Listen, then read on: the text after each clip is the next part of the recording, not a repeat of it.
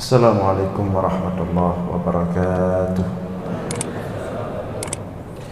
Alhamdulillahil wahidil ahad, al-fardis samad, alladzi lam yalid wa lam yulad wa lam yakul lahu kufuwan ahad, walladzi laysa kamitslihi syai'un wa huwas samiul basir. Allahumma salli wa sallim wa barik ala sayyidina wa maulana Muhammad الذي دعا الناس وأرشدهم إلى توحيد رب العباد. اللهم وعلى آله وصحبه أجمعين. أما بعد. Puji beserta syukur senantiasa selalu kita persembahkan kepada Allah Subhanahu wa Ta'ala, Tuhan yang esa pada zatnya, yang esa pada setiap sifat-sifatnya, yang esa pada setiap af'alnya. Tidak ada satupun yang serupa dengannya dalam bentuk apapun. Selawat beriringkan salam juga kita sampaikan kepada baginda Rasulullah sallallahu alaihi wasallam, kepada seluruh keluarga dan sahabat-sahabatnya sekalian. Hadirin jamaah sekalian serta para pendengar dimanapun berada yang dimuliakan Allah, kembali kita dalam ulasan singkat tentang ilmu tauhid dalam bulan Ramadan ini, selama 4 Jumat atau 3 Jumat insyaallah.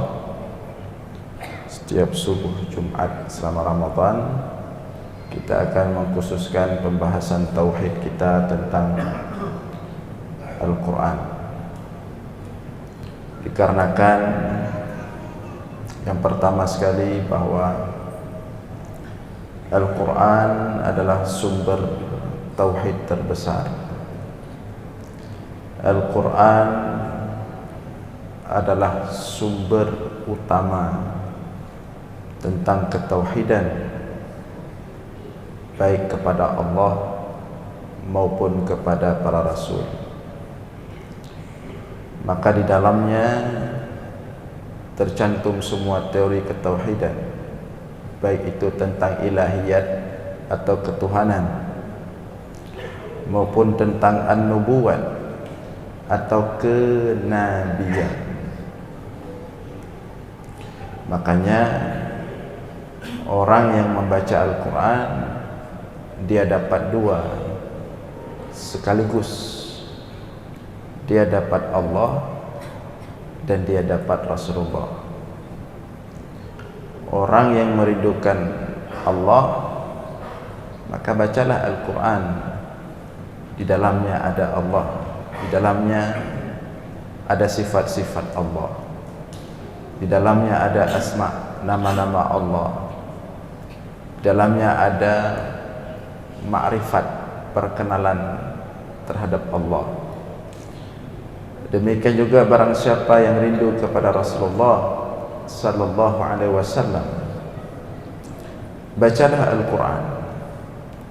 Karena yang pertama menyampaikan Al-Quran kepada umat manusia adalah Rasulullah sallallahu alaihi wasallam. Karena Al-Quran itu pertama sekali lewat di mulut Rasulullah sallallahu alaihi wasallam sebelum tersampaikan kepada seluruh umat manusia. Maka barang siapa yang ingin Allah dan Rasul, bacalah Al-Quran. Barang siapa pada waktu yang sama rindu kepada Allah dan Rasulullah, maka bacalah Al-Quran. Inilah yang kemudian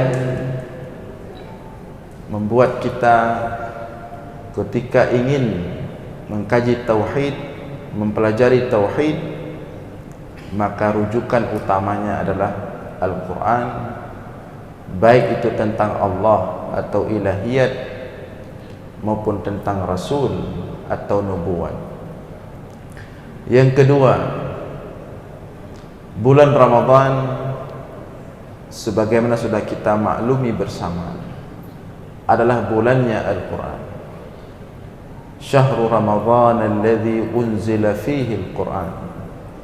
Bulan Ramadan adalah bulan diturunkannya Al-Quran.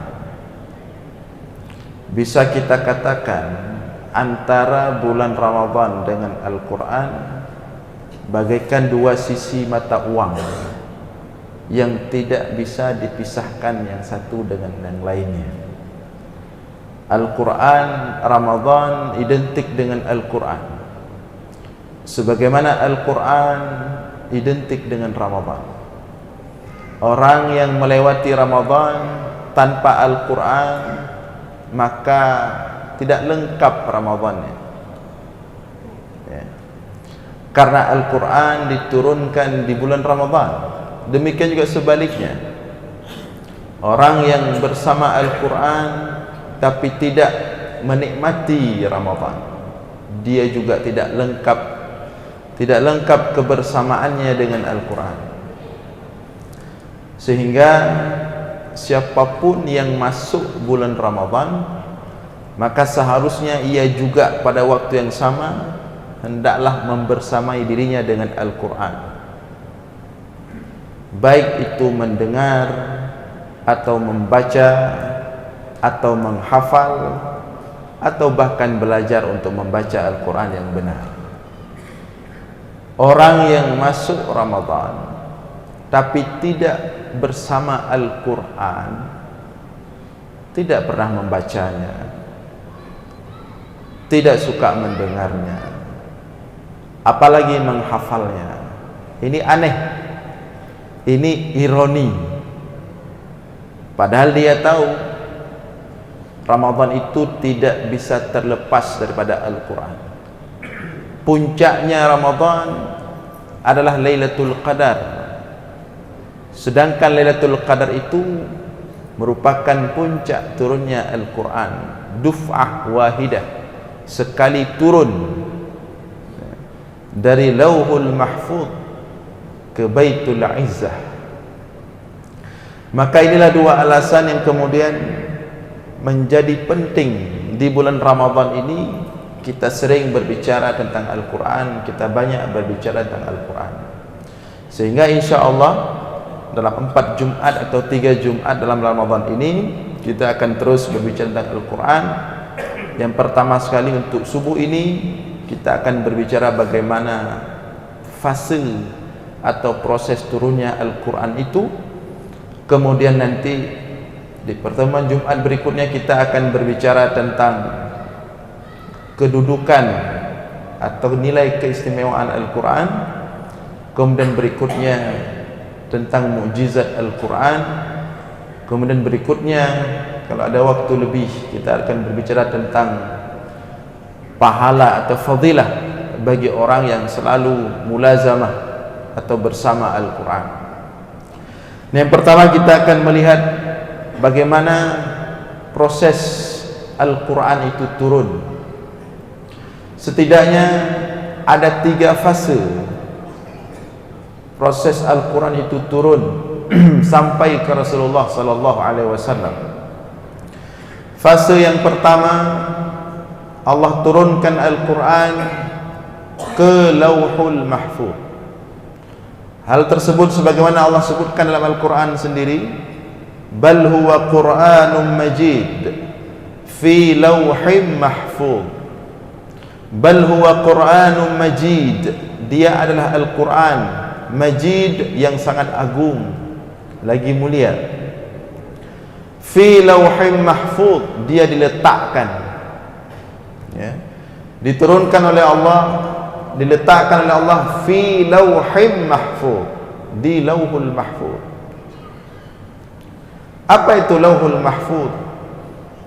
Sebenarnya sudah pernah kita jelaskan dulu tentang Lauhul Mahfuz, di mana ia merupakan salah satu makhluk Allah yang berada di alam malakut, letaknya di bawah arsy Allah. Di dalamnya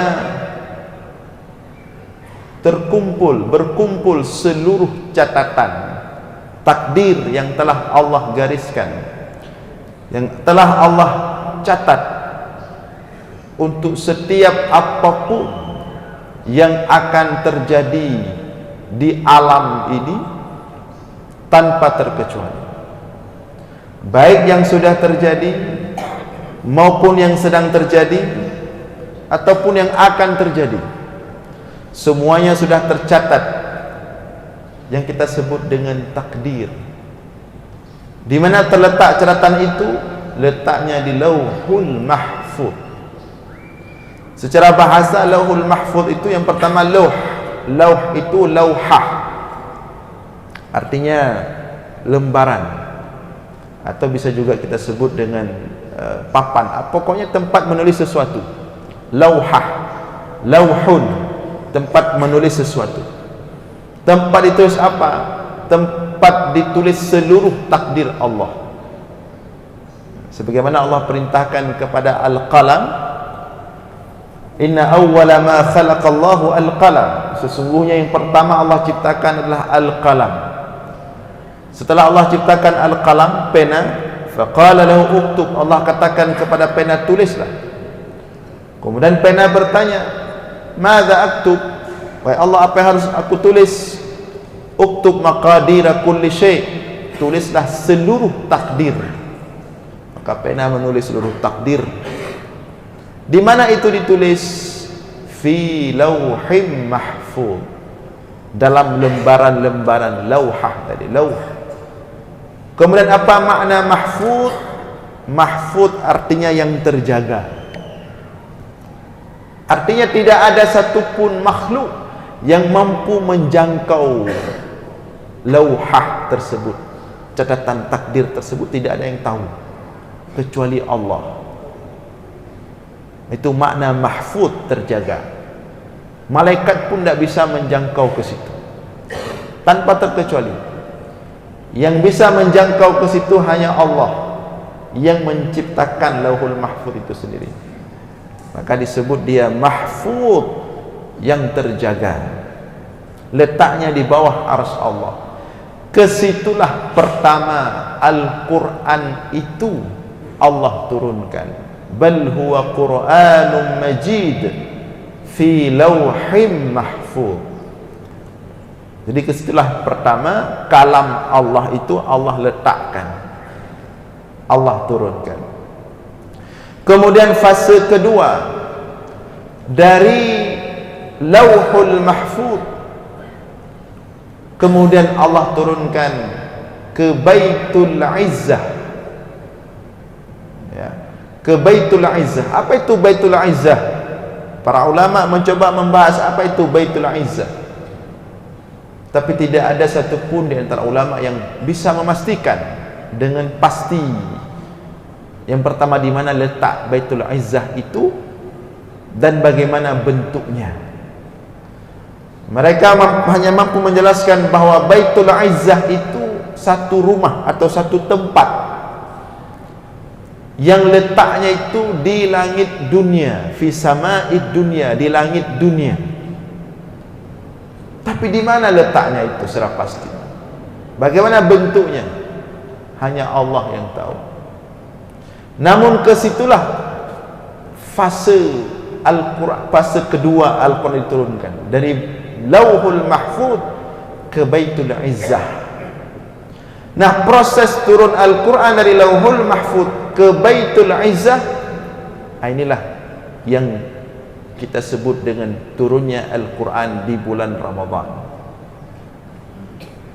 Syahrul Ramadan alladzi unzila fihi Al-Quran hudan linnas wa bayyinatin minal huda wal furqan.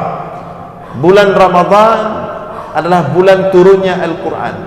Maksudnya turun dari Lauhul Mahfuz ke Baitul Izzah sekaligus, sekali turun, duf'ah wahidah, sehingga turun, tidak berangsur-angsur, ya, sekali turun.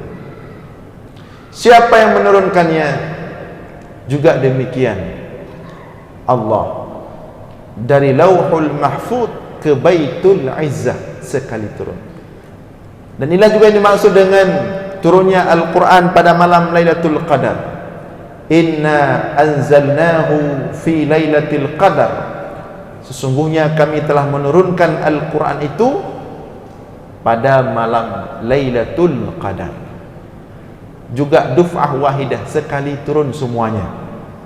Makanya dipakai kata-kata oleh Allah anzalnahu, karena beda makna anzala dengan nazzala. Anzala artinya menurunkan sekali turun.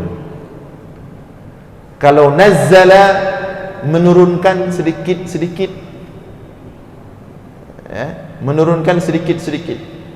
Maka dalam Al-Quran, turunnya Al-Quran kadang-kadang dipakai kata-kata anzala yunzilu, seperti inna anzalnahu fi lailatul qadar. Itu kalau kita artikan, sesungguhnya kami turunkan Al-Quran itu sekali turun pada malam Lailatul Qadar. Maka kemudian maknanya adalah dari Lauhul Mahfuz ke Baitul Izzah.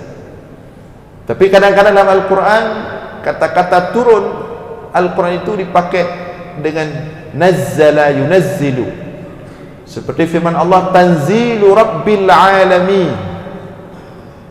Tanzil dari kata nazzala yunazzilu, artinya Al-Quran itu diturunkan dari Allah, tanzil, tapi secara berangsur-angsur turunnya. Adapun turunnya Al-Quran pada malam Lailatul Qadar atau pada bulan Ramadan, itu maknanya sekali turun, bukan berangsur-angsur.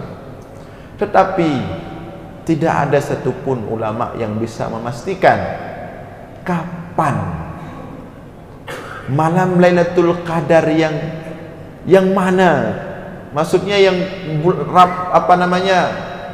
Ramadan keberapa, hari Ramadan keberapa, apakah ke-17 kah, seperti yang sering kita rayakan 17 Ramadan sebagai malam nuzul Quran, turunnya Al-Quran.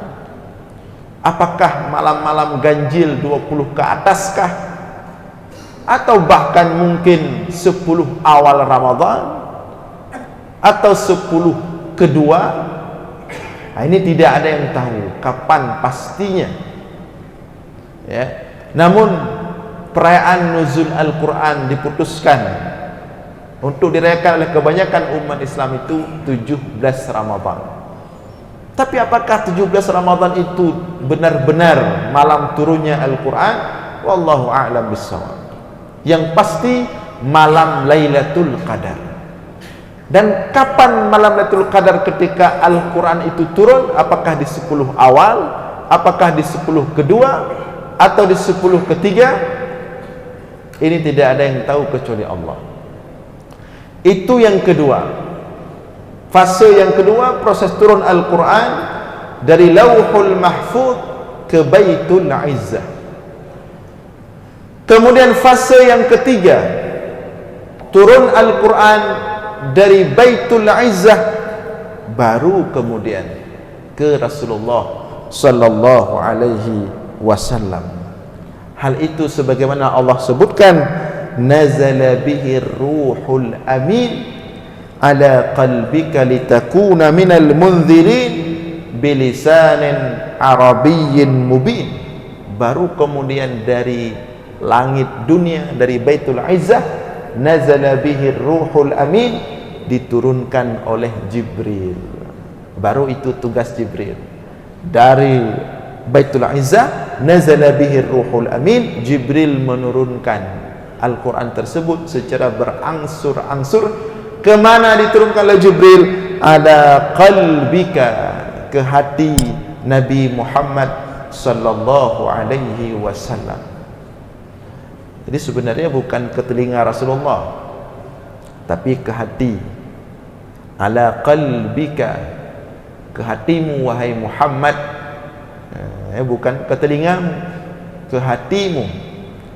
Makanya waktu pertama turun Al-Quran itu, sebagaimana Allah sebutkan dalam Al-Quran itu sendiri, Rasulullah itu susah sekali. Susah apa? Susah nggak hafal. Maka setiap turun Al-Quran itu ke Rasulullah, Rasulullah komat kamit mulutnya. Begitu terdengar Al-Quran, langsung komat kamit mulut Rasulullah menghafal. Dihafal, takut enggak terhafal. Karena Rasulullah mengira Al-Quran itu turun melalui telinganya. Jadi kalau dia tidak langsung dia hafal, enggak terhafal, hilang. Tapi kemudian apa kata Allah? La tuharrik bihi lisanaka lita'jala bih. Wahai Muhammad, tidak perlu kamu menggerak-gerakkan mulutmu untuk menghafal. Tidak perlu engkau terburu-buru. Inna jam'na wa qur'ana, kami yang akan meletakkan Al-Quran itu pada dirimu. Maka di sini sesuai dengan firman Allah, ala qalbika, Al-Quran itu turun ke hati Rasulullah sallallahu alaihi wasallam. Jadi kata Allah, la tuharrik lisanaka lita'jala bih, kamu tidak perlu terburu-buru menghafal, kamu dengar saja. Begitu Al-Quran itu turun, dengar madam, anda payah hafal, anda payah gerak-gerak babah. Artinya apa? Maksud Allah, Al-Quran itu Allah turunkan, langsung Allah letakkan di hati Nabi Muhammad sallallahu alaihi wasallam. Maka berbeda Al-Quran pada diri Rasulullah dengan Al-Quran pada diri selain Rasulullah, kita semua, itu berbeda. Kalau Al-Quran pada diri Rasulullah, itu langsung Allah letakkan di hati, gitu peduk hati Rasulullah. Kalau kita selain Rasulullah, kita harus hafal dulu. Kita harus hafal dulu. Dia tak hafal gadah sila. Fai tua dia. Beda. Tapi kalau Rasulullah sallallahu alaihi wasallam, ala qalbika, langsung terpeduk dalam hati Rasulullah, maka tidak akan pernah terlupakan selama-lamanya. Dan ini prosesnya secara berangsur-angsur selama 23 tahun.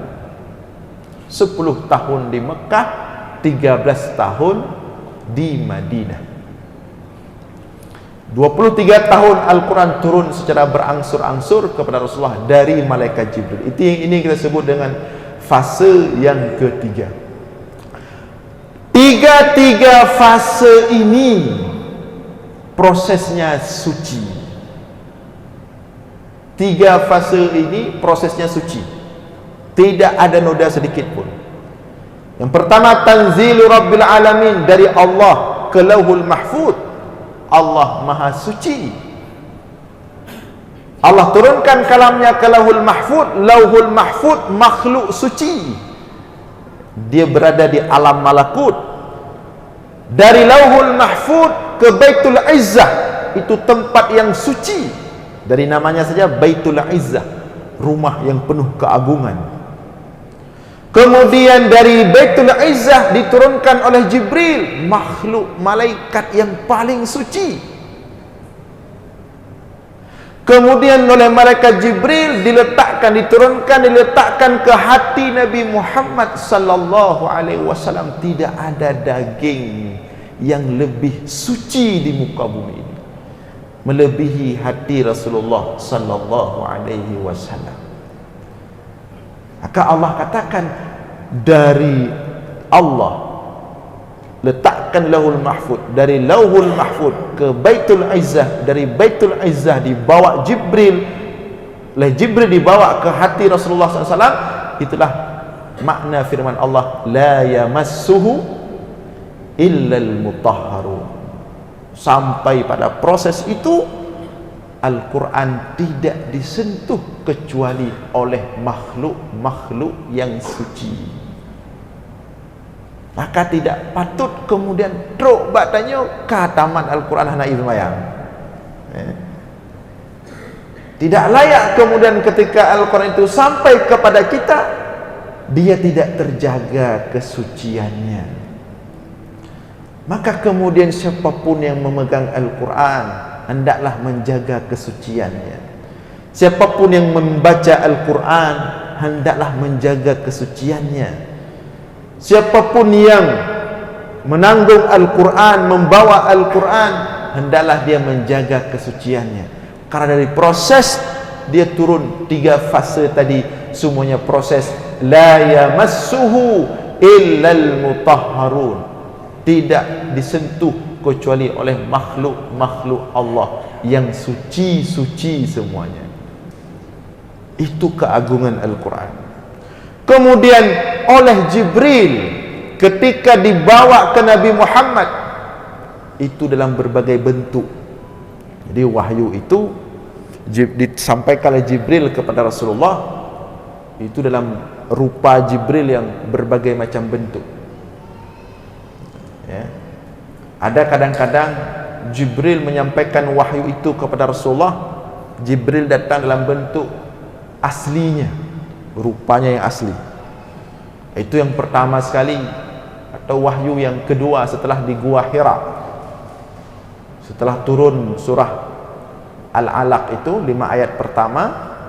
Kemudian wahyu sempat terhenti selama lebih kurang 6 bulan. Tiba-tiba datang Jibril yang kedua kali, dipanggil Nabi Muhammad dari atas, ya Muhammad, wahai Muhammad. Begitu Rasulullah melihat ke atas, ternyata Jibril nampak dalam bentuk yang asli, memenuhi seluruh langit-langit dan bumi, besar sekali. Lahu sittu mi'ati janah, dengan jumlah sayapnya 600 sayap. Itu kali pertama Rasulullah sallallahu alaihi wasallam melihat Jibril dalam bentuk yang asli. Tapi itu tidak banyak, sekali atau 2 kali. Kemudian kadang-kadang Jibril mendatangi Rasulullah membawa wahyu dalam bentuk rupa manusia, laki-laki yang tampan. Bahkan kadang-kadang dalam rupa sahabat Nabi yang masyhur, Dihyah Al-Kalabi, ya. Salah seorang sahabat Nabi yang punya wajah yang sangat tampan sekali, yang dimana setiap dia keluar rumah tidak pernah terlihat kecuali penampilannya itu sangat rambutnya itu selalu berkilau-kilau, tip-tip deh katanya sampai gelih wangi, berkilau-kilau, ya. Necis selalu.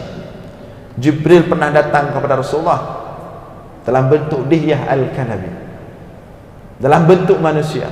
Makanya para sahabat itu mereka pernah melihat langsung Jibril, tetapi bukan dalam rupanya yang asli. Mungkin kita juga pernah melihat malaikat, tapi bukan rupa yang asli. Tapi mungkin pernah, tapi lebih kepada tidaklah, bukan tipe-tipe kita lah malaikat menampakkan diri. Tapi mungkin saja seperti Jibril pernah menampakkan dirinya di hadapan para sahabat, dan di masjid, di depan khalayak ramai, Rasulullah bersama para sahabat sedang ramai-ramai duduk di masjid. Datang Jibril dalam rupa manusia, tidak ada satupun yang tahu. Datang Jibril duduk di depan Rasulullah, dia letakkan lututnya menyentuh lutut Rasulullah, letakkan tangannya di atas lutut Rasulullah. Kemudian dia bertanya, ya Rasulullah, apa itu Islam? Mal Islam, wa mal iman, wa mal ihsan, mata sa'ah. Jibril bertanya, apa itu Islam? Apa itu iman? Apa itu ihsan? Kapan kiamat? Semua pertanyaan itu dijawab oleh Rasulullah dan diterima oleh Jibril. Tidak ada bantahan satupun. Selesai menerima jawaban Rasulullah, Jibril berangkat.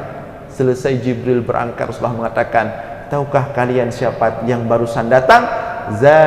Zaka Jibril atakum liyu'allimakum dinakum. Itu adalah Jibril datang kepada kalian untuk mengajarkan kepada kalian agama kalian. Terperanjat semua sahabat, terkejut. Ternyata yang barusan datang adalah Jibril. Seandainya kita puriawai kah ada bela kan? Jibril kadang-kadang datang ke Rasulullah dalam rupa manusia. Jibril juga kadang-kadang membawa wahyu, atau wahyu itu kadang-kadang datang kepada Rasulullah. Tidak langsung nampak Jibrilnya, tapi terdengar wahyu itu seperti gemerincing, lonceng. suara gemerincing lonceng. Itu wahyu yang paling berat. Jadi datang wahyu itu tiba-tiba datang suara seperti gemerincing lonceng, ting ting ting ting ting ting ting, dengan suara yang sangat keras sekali. Dan itu wahyu yang paling berat. Kalau wahyu yang seperti itu datang, Rasulullah berkeringat padahal di musim dingin. Pernah sahabat ketika itu Rasulullah sedang meletakkan kepalanya di pangkuan sahabat. Rasulullah sedang rebahan, meletakkan kepala di pangkuan seorang sahabat. Tiba-tiba datang wahyu dalam bentuk gemerincing lonceng itu tadi. Maka sahabat itu merasakan bagaimana beratnya kepala tubuh, bagaimana tubuh Rasulullah. Kata sahabat itu, hampir hancur kakiku, merasakan bagaimana beratnya Rasulullah ketika menerima wahyu yang seperti itu. Kalau Rasulullah duduk di atas onta, tiba-tiba datang wahyu seperti itu, maka ontanya itu hampir jatuh. Berat sekali menahan Rasulullah Sallallahu Alaihi Wasallam. Itu kondisi wahyu turun paling berat. Rasulullah selalu berkeringat ketika proses wahyu yang seperti itu datang. Maka ini menjadi pelajaran bagi kita agar memandang Al-Quran ini persoalan besar, agar memandang Al-Quran ini persoalan yang serius, karena proses Rasulullah menerima Al-Quran ini tidak mudah. Jadi kalau ada sekarang orang-orang yang memudah-mudahkan Al-Quran, yang meremehkan Al-Quran, membuat kita kesal.